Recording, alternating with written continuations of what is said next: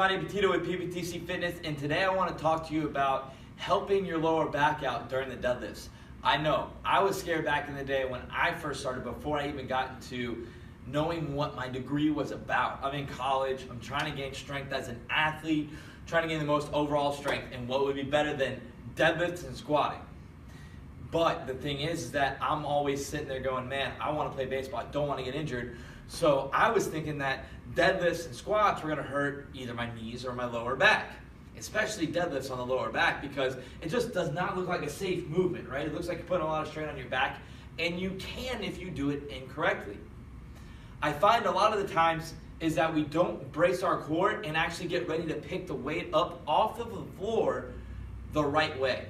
In order to do this, when we deadlift, we literally use all our muscles. We use from literally the bottom all the way up to even the neck and the shoulder muscles. We use everything to pick the bar up off the floor. But we must have all the muscles activated before the lift to make sure we do not get injured. And that's what happens. A lot of the times is that we'll jerk the bar up because we don't understand that we need to embrace everything, all the muscles in our body, and take some slack out of the bar before we do the movement. Now, slack out of the bar, I'm sure you've heard that before. If you've been around, a power lifter or a bodybuilder in the gym, they've probably been like, man, my back's hurt. Oh, take slack out of the bar. My back's hurting me from deadlifts. Well, just take the slack out of the bar. You got it. And what does that mean? Well, I'm going to show you guys right now what that means, and this could really help not only improve your deadlift experience, but keep you away from that crappy lower back pain. So, what we have to do is embrace our core and get these big lat muscles and the rest of our muscles to activate before we actually do the lift. So I'm going to improvise, or I'm going to show, I should say demonstrate, show with a kettlebell how we do this. So if you notice, a lot of times when you come to the bar, you'll come here, you'll get ready to do your deadlift, and when you go, you'll get this little jerking motion as you come up. Okay, we get that little and you notice that as soon as I do this, my back, I'm not using a lot of weight here, and my back still wants to round out towards the ground. My shoulders want to come towards the ground and towards the kettlebell where the weight I'm pulling. This is only 25 pounds of a kettlebell, so if it's doing that with this, imagine if I had a barbell in my hands. Okay, so what we want to do is, we want to embrace all this and make sure that does not happen. We want to make sure that our chest doesn't go towards the floor, but rather stays going towards the direction we're looking.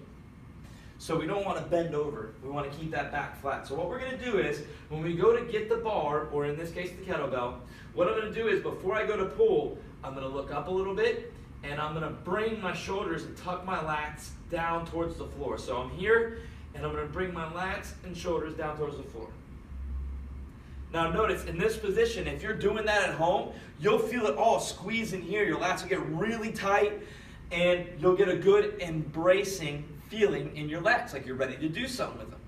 The next thing is, we have to embrace our core before we pull. So we're going to pull these back, which in turn keeps our back flat and our chest straight towards the mirror that I'm looking at right now. And then from this point on, we're going to breathe, get a deep breath into our belly, fill our belly up, because as we talked about before, in a previous video, that's how we breathe correctly before a lift. We want to expand our lungs the most, and we want to get the most effort out of our lift, and that's how we're going to do it. So we're going to take that big deep breath in, we're going to get our shoulders back, embrace that core, take some slack out of the bar by pulling those shoulders back, and then we're going to pull.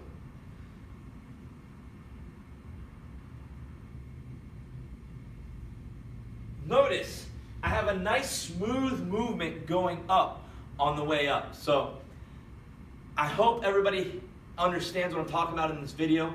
It's not a hard concept, but to think, oh, just pull the slack out of the bar, everybody's like, what does that mean? Well, that's what we do, because as you do this on a barbell, you'll notice it's a little bit easier. You don't have that herky-jerky boom coming off the floor. That's how you're going to know you're doing this the correct way, guys. So if you have any questions on the video, please leave them in the comment section, direct message me, whatever, I will get back to you. If you want to see this with a barbell as well, I can do that also. And any other fitness videos or questions we have on fitness in the future, you can leave those as well. My name is Ronnie Petito with PPTC Fitness. Please subscribe to the channel if you haven't already. Until next time.